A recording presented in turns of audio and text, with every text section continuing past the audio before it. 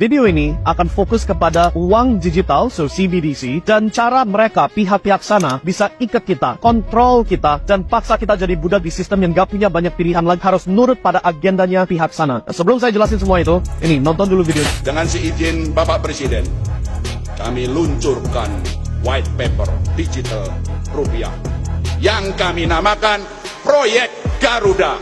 Pengembangan digital rupiah sebagai satu-satunya alat pembayaran digital yang sah di Indonesia.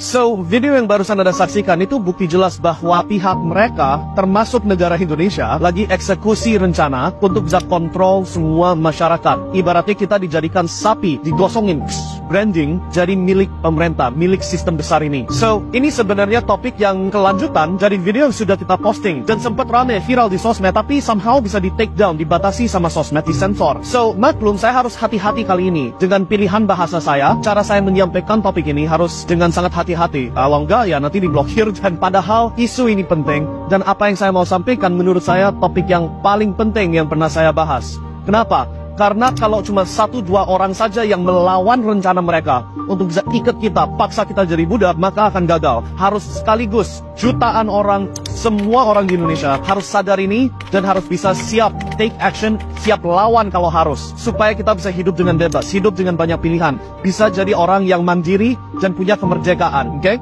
So, ngomong gitu, saya mau jelasin konteksnya. Apa ini yang lagi dilakukan sekarang, yang sesuai video yang sudah saya publish sebelumnya tapi di take down. Sudah saya pernah jelasin bahwa pemerintahan lagi ada rencana untuk membuat kita semua harus daftar digital ID. Ada tekniknya yang mereka akan melakukan, jadi itu sudah saya bahas, tapi disensor, so aku gak bisa ulangi lagi. Tapi pada intinya mereka akan paksa kita semua harus daftar identitas online yang sudah dikaitin semua dengan semua fasilitas yang kita butuhkan untuk bisa hidup. Listrik, air, internet, akses ke rumah sakit, untuk bisa terbang pesawat, semua ini akan dijadikan satu sistem, dan sekaligus uang kita tambahkan ke sistem ini. Sehingga kalau kita diduga melakukan kesalahan yang tidak sesuai sama agenda mereka, mereka itu pihak besar sana, ya, akses kita ke semua hal ini jadi cut instant, straight. Gak ada pilihan lain lagi. Sudah gak ada sumber untuk kita bisa melawan sistem ini. Sudah gak ada, ibaratnya gak ada senjata untuk bisa stand up dan melawan. Harus nurut. Yes bos, yes pemerintah, yes pak. Oke? Kenapa kok di konstitusinya Amerika ada pasal yang bilang masyarakat ada hak untuk nyimpen senjata? Ya karena kalau militia itu bahasa Inggris, kalau pemerintah dan militer negara Amerika tidak mendukung dan tidak membela masyarakat Amerika, maka masyarakat bisa ribut pakai senjata yang mereka ada hak untuk nyimpan. Nah itu konstitusinya Amerika. Indonesia sedikit beda. Di Indonesia gak segitu gampang pegang senjata, ya kan? So, jalur kita untuk melawan, kita harus pelajari dulu. Kalau sudah tahu jalurnya mereka untuk kontrol kita adalah tiket kita dengan digital ID yang disambungin semua, apa ini solusi kita buat bisa melawan? Nah untuk ini kita harus lihat ke contoh-contoh luar sana. Yang pertama saya contohin negara Australia. Ini harusnya negara bebas loh. Negara yang punya banyak pilihan, semua masyarakat terkenal kaya, negaranya indah, bla bla bla, right? Coba putar dulu videonya. A top UK bank closed his accounts because they didn't like his political views. But Australians are now learning it could happen here too. Written in the fine print when you open an account with a Commonwealth Bank, it says customers may not use their banking services they engage in conduct that is, in our opinion, offensive, harassing or threatening to any person or promotes or encourages physical or mental harm of any person. So, video yang barusan Anda nonton, itu bukti jelas apa yang terjadi kalau masyarakat gak ada pilihan lagi. Pihak bank, yaitu pihak institusi privat, bisa cut akses kamu ke uang Anda. Bukan uangnya bank, uang Anda, kalau Anda diduga, bukan terbukti loh, diduga melanggar aturan atau kelihatan aneh-aneh menurut mereka, right?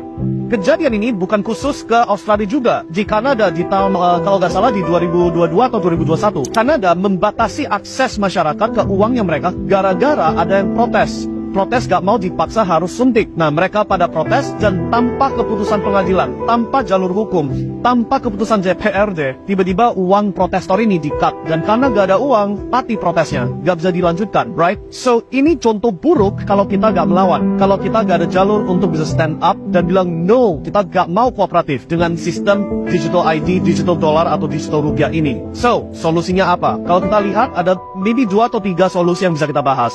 Yang pertama, saya mau putar dulu video dari orang senator yang lagi mau jalan jadi presiden Amerika. Coba diputar. Well, if I am the president on day one, we will nix central bank digital currency. Done, dead, not happening in this country.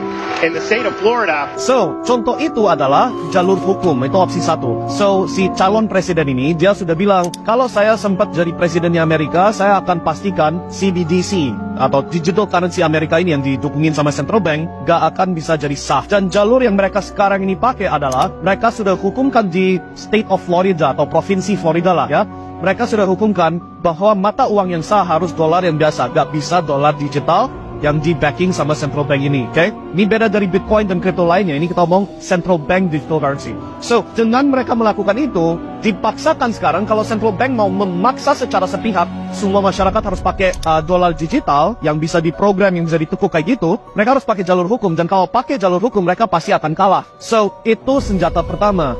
Pakai partai, pakai politik untuk hukumkan uang yang berlaku hanya satu bentuk, yaitu rupiah yang biasa, bukan rupiah yang dapat diprogram, yang digital, yang disambungin ke satu sistem semua ini. Opsi 2 apa? Ribut. Oke, so kalau kita ngomong negara Niger itu di Afrika, apa yang barusan terjadi adalah ada perubahan, ada protes, rebellion, dan pemerintahannya sempat diganti sama masyarakat. Kenapa begitu? Karena Niger adalah sumber uranium terbesar untuk Eropa, untuk bisa memberikan energi di sektor nuklir, oke? Nah, dulu negara Prancis ambil uranium dari Niger dengan harga berapa? Coba tebak, 80 sen per kilo. 80 sen per kilo.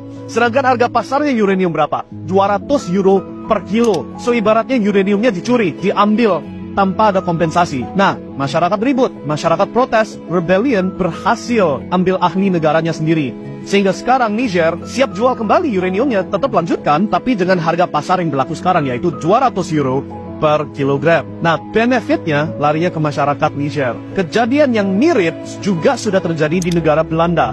So, sempat 2023 ini atau 2022, aku lupa, pemerintahnya Belanda, Netherlands, mereka mau sita, ambil paksa semua lahan pertanian dari masyarakat dengan alasan yang konyol. Nah, dengan keputusan itu yang jelas-jelas gak adil buat penduduknya Belanda ini, si para pihak petani, mereka semua ribut dan membuat partai baru untuk jadi leadership yang baru, dan mereka yang menang. Sehingga sekarang negara Belanda sekarang ada partai pertanian yang jalanin negara itu, dan karena sudah berhasil, gak jadi semua lahan pertanian disikat sama pemerintah. So, jalur kedua ini yang mana kita bisa ribut, gak harus ribut yang sampai pakai violence ya, tapi setidaknya ribut dalam arti kita ambil ahli dari keputusan negara sendiri, itu satu opsi yang bisa dipertimbangkan juga, supaya gak bisa dipaksa jadi budak. Lalu opsi ketiga adalah harus asumsi bahwa kita akan dipaksa jadi budak, semuanya gak berhasil, maka kita harus bela diri sendirinya. So, untuk itu, kita harus asumsi, oke, walaupun kita berusaha, walaupun kita coba protect negara ini, protect masyarakat, tetap aja gagal. Let's say itu terjadi. So, jalur backupnya adalah, kalau Anda lagi sekarang ini menghasilkan uang sisa, ada kesempatan dapat rezeki bisa menghasilkan uang berlebih-lebihan, jangan simpen dalam bentuk rupiah, yang kita sudah tahu akan ganti jadi uang digital kalau gak di stop, gak dibatasi, right? So, simpen kekayaan Anda di aset-aset yang anti sita, anti bisa diambil paksa. So, yang harus dicoret properti saham, kan itu mesti bisa disita sama pemerintah. Itu sudah kita bisa lihat buktinya di mana-mana. Tapi kalau kita ngomong apa yang nanti sita, ya emas fisik kalau Anda pinter nyimpennya dan pinter transportasinya. Dan yang kedua, cryptocurrency, Bitcoin terutama. Kenapa? Karena dengan bawa ledger bisa bawa kemana-mana, dan ini aset satu-satunya yang you gak bisa paksa saya kasih. You bisa siksa saya, you bisa bunuh saya, tetap gak bisa curi barangnya dari saya kalau saya gak kasih kunci rahasia saya, right? So, itu kenapa kalau sebagai backup plan harus ada simpenan yang bentuknya aset yang bisa bawa keluar atau bawa kemana-mana, gak bisa disita, dan sifatnya sangat gampang ditransportasi juga. Oke, so itu 3 opsi Anda sebagai solusi pertimbangan untuk bisa melawan rencananya si pihak sana yang aku harus hati-hati ini untuk bisa kontrol kita semua. Semoga apa yang kita bahas membantu kalian setidaknya buka mata, mulai menyadari, dan saya pesan kali ini, please share video ini, please bagikan ini ke sebanyak orang sebisanya, karena sekali lagi, kalau kita mau bisa simpen kebebasan kita, ini gak bisa cuma 1-2 orang, harus sekaligus jutaan orang yang fighting, yang bilang no, saya gak mau daftar digital ID, saya gak mau kooperatif dengan sistem yang ujung-ujungnya mengunci kita, right? Sukses selalu guys, semoga hal yang terbaik yang terjadi diberikan jalur yang paling benar, dan sampai ketemu lagi di video selanjutnya, and see you guys next time.